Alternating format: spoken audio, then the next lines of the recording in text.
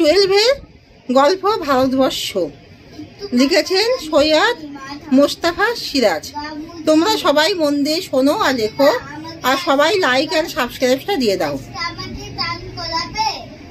ভারতবর্ষ গল্পে এখানে একটা বাজারের কথা উল্লেখ করা হয়েছে, অর্থাৎ এখানে যে গ্রামের কথা উল্লেখ করা হয়েছে সেই গ্রামটি বাঁশ বনের পিছনে, এবং গ্রামের রাস্তাটি যেখানে বাঁক নিয়েছে সেই বাঁকের সামনেই বাজারটি বসেছে, এবং এখানে যে বাজারটি বসে সেই বাজারটি খুবই ভিড় হয়, এবং কয়েকটি গ্রামের লোকেরা এখানে আসে, তাদের আনাগোনা হয়।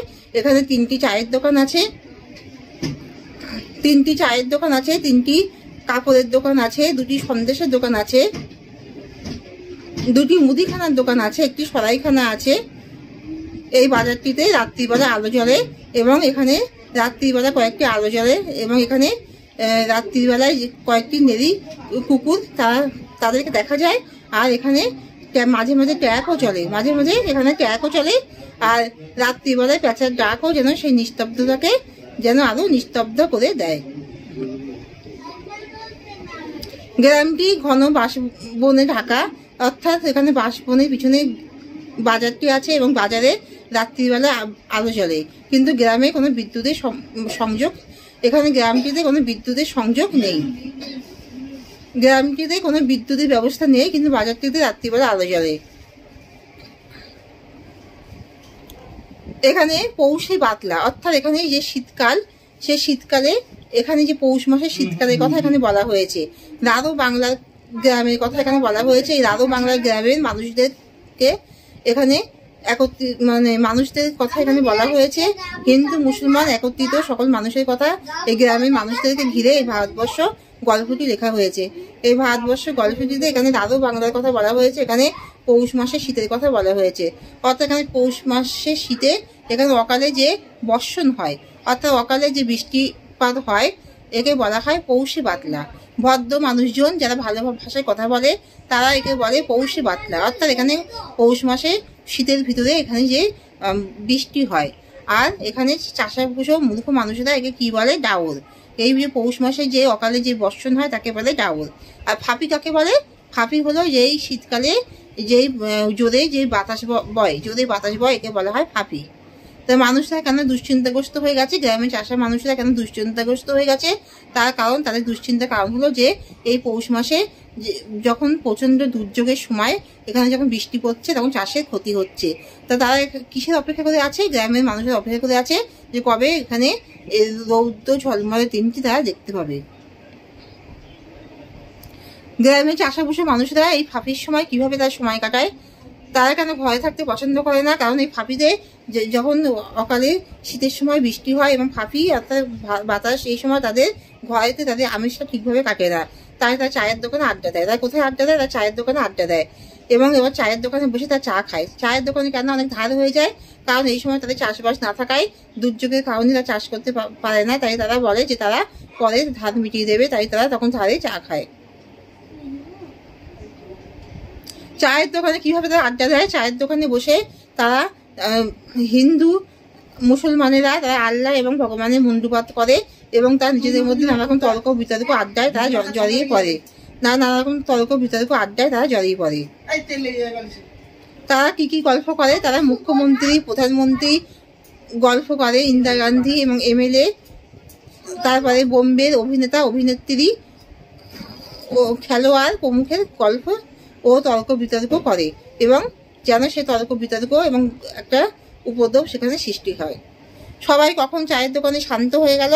যখন তারা দেখলো এই শীতের অকালের সময়, অকাল দুর্যোগে একজন বুড়ি মানুষ যখন সেই চায়ের দোকানের সামনে আসছে, তখন তারা তাকে দেখে সবাই অবাক হয়ে শান্ত হয়ে গেল যে এই অবস্থার মধ্যে সে কোথা থেকে কিভাবে আসছে।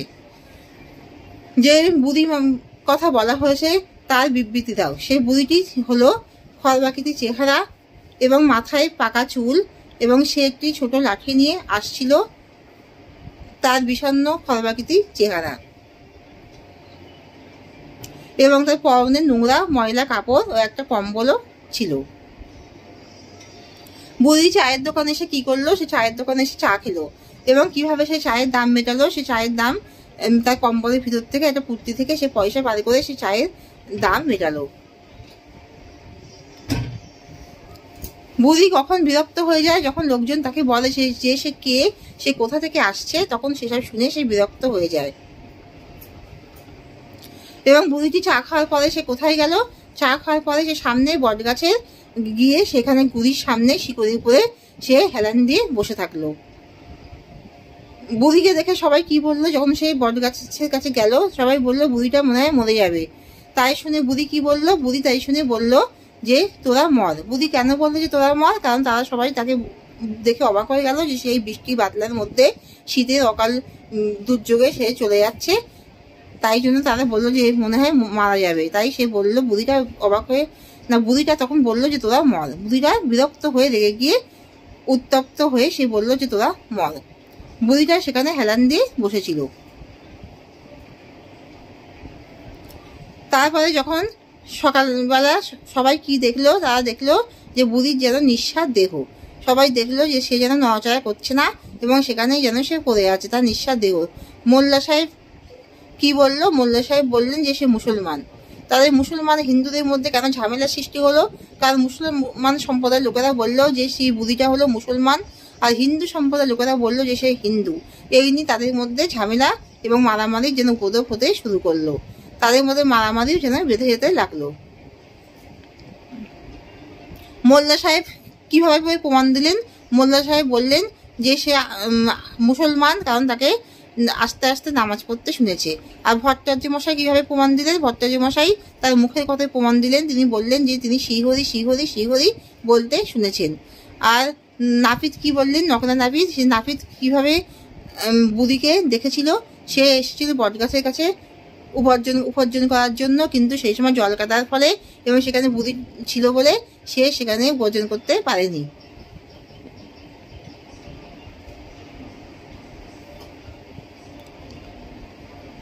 হিন্দু মুসলমানদের মধ্যে কেন সাম্প্রদায়িক ঝামেলা হলো, কারণ হিন্দু সম্প্রদায় বললো যে সে হিন্দু এবং মুসলমান সম্প্রদায় বললো তাকে কবরস্থ করা হবে। এই নিয়ে একটা ঝামেলার সৃষ্টি হলো।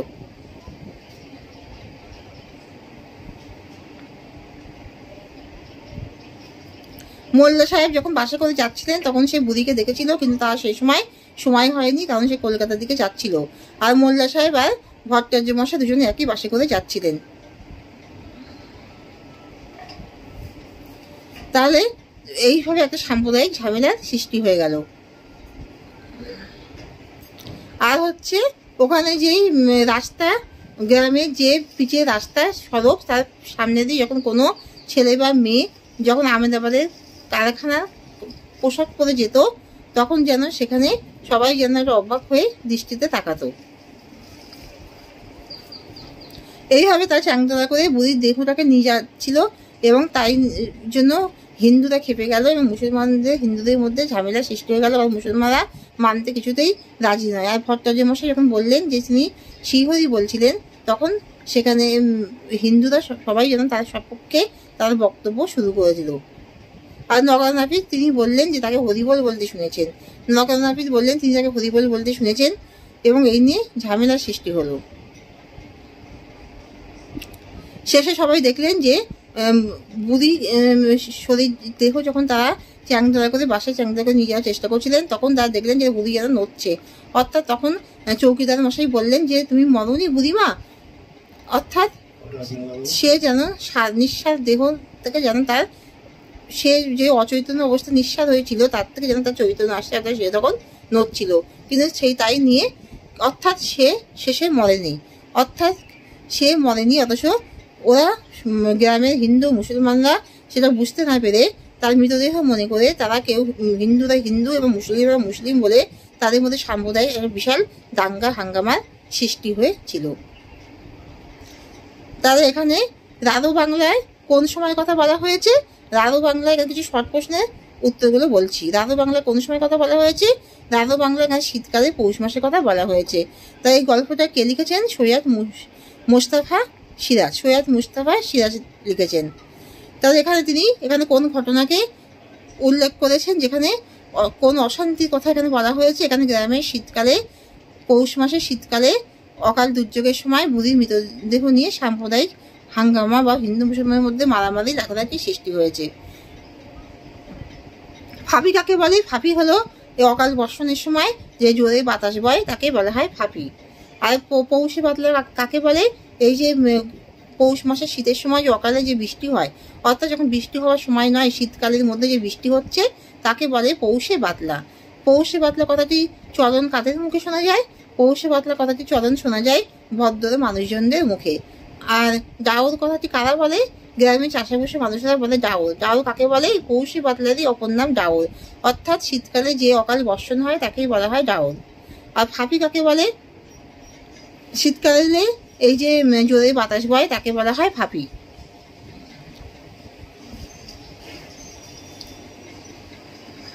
আর হলো অকাল এই বর্ষণের সময় গ্রামের মানুষজনরা কোথায় সময় কাটাচ্ছিল?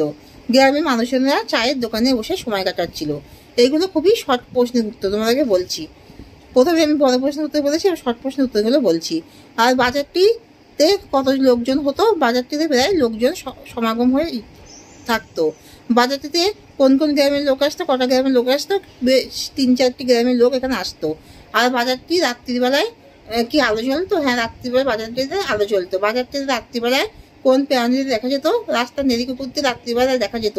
আর কিসের ডাক এই নিস্তব্ধতাকে ছাড়িয়ে যায়? পেঁচার ডাক রাত্রিরে নিস্তব্ধতাকে ছাড়িয়ে যায়। আর রাত্রিবেলায় বাজারটিতে মাঝে মাঝে কোন যানবাহন চলে? মাঝে মাঝে সেখানে ট্রাক চলে।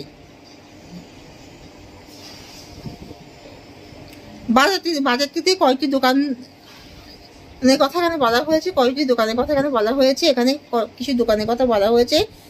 কোন কোন দোকান? এখানে 3টি চায়ের দোকান আছে বাজারে, আর হলো 2টি সন্দেশের দোকান, 3টি কাপড়ের দোকান,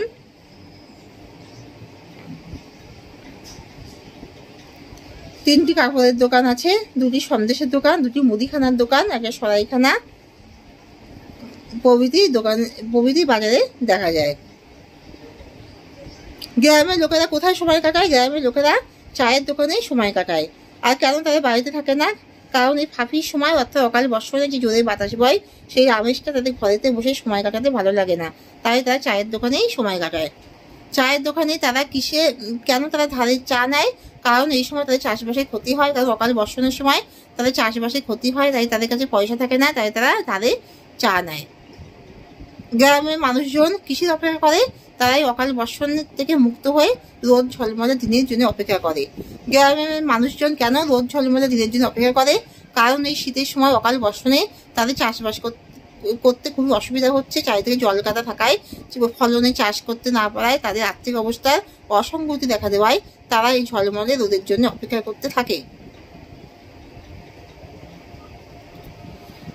আর গ্রামের মানুষজন কিসের জন্য তর্ক বিতর্কে জড়িয়ে পড়ে?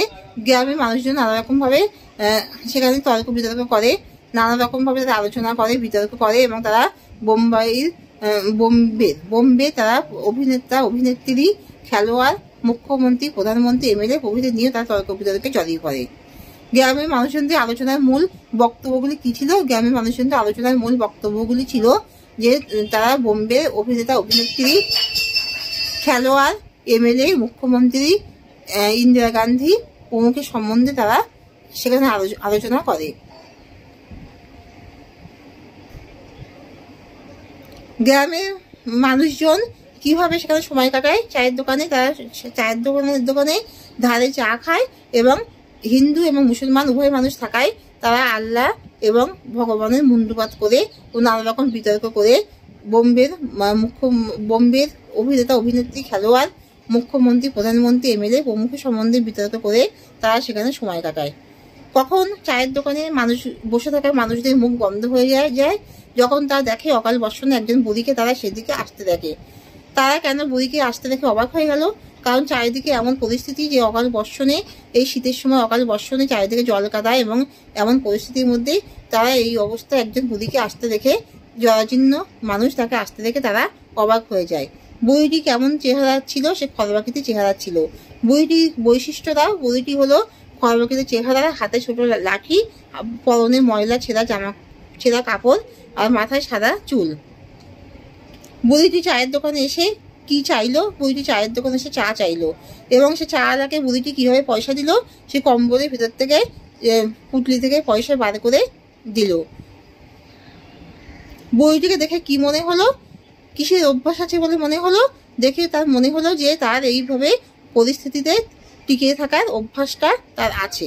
অর্থাৎ এরকম ভাবে যে অসঙ্গতি পরিস্থিতি, যেখানে অকাল সময় বৃষ্টি বাদলা হয়, চারিদিকে জল কাদায়, এরকম সময় বৃষ্টিময় আবহাওয়া, তার মধ্যে তার টিকে থাকার অভ্যাস তার আছে। বুড়িটি যখন চলে যাচ্ছিল তখন তাকে লোকজন কি বললো, যে বললো বুড়িটি মনে হয় মারা যাবে। বুড়িটি কেন ক্ষিপ্ত হয়ে গেছিল? বুড়িটি ক্ষিপ্ত হয়ে গেছিল কারণ তাকে যখন ওরা চায়ের দোকান লোকেরা উল্টোপাল্টা মন্তব্য করছিল যে সে কোথায় থেকে আসছে, সে কে, এবং সে মারা যাবে এই অকাল বর্ষণে, কীভাবে সে টিকে আছে, তখনই সে ক্ষেপে যায়। বুড়িকে তারা কিসের সাথে তুলনা করে? চায়ের দোকানের মানুষজন তার টাট্টু তেজি, টাট্টু ঘোড়ার সাথে তুলনা করে। আর বুড়িটি কোথায় বসেছিল? সে বটগাছের গুড়ির সামনে শিকড়ে ঠেস দিয়ে বসেছিল। মানুষজনেরা বুড়িকে নিঃস্বাদ অবস্থায় দেখে কি মনে করে? মনে করে যে সে মারা গেছে। এবং কেন হিন্দু মুসলমানদের মধ্যে ঝামেলা সৃষ্টি হয়? কারণ হিন্দুরা দাবি করে যে বুড়িটা হিন্দু, তাই হিন্দুরা তাকে নিয়ে যেতে, মানে তাতে কাজ করতে চায়। মুসলমানরা মনে করে যে সে মুসলমান, অর্থাৎ তারা তাকে কবর দিতে চায়। মোল্লা সাহেব কি বলেন? বুড়িটিকে মারা যেতে গেছে মনে করে তিনি কি বলেন? তিনি বলেন মোল্লা সাহেব যে তিনি মুসলমান, কারণ তাকে নামাজ পড়তে শুনেছে। আর ভট্টাচার্য মশাই বুড়িটি মারা গেছে মনে করে তিনি কি বলেন? তিনি বলেন যে তিনি তাকে শ্রীহরি শ্রীহরি শ্রীহরি বলতে শুনেছেন। আর নকরার নাপিত তিনি কি বলেন? যে তিনি তাকে হরিবোল বলতে শুনেছেন। নকরা নাপিত তিনি কি করতে এসেছিলেন? বটগাছের কাছে তিনি কামানোর জন্য এসেছিলেন, কিন্তু কেন কামাতে পারেননি? কারণ সেখানে চারিদিকে জল কাদা এবং বুড়ি সেখানে ছিল বলে, তিনি সেখানে নিঃস্বাদ অবস্থায় ছিল বলে তিনি সেখানে কামাতে পারেননি। শেষে কিভাবে প্রমাণ হয় যে বুড়িটি মারা যায়নি? শেষে প্রমাণ হয় কারণ বুড়িটিকে যখন তারা নড়তে দেখেছে তখন প্রমাণ হয় যে তারা তখন বুঝতে পারে যে বুড়িটি মারা যায়নি, এবং চৌকিদার বলে বুড়িমা তুমি মরনি। তাহলে এখানে শেষ করছি। তোমরা সবাই লাইক আর সাবস্ক্রাইবটা দিয়ে দিও।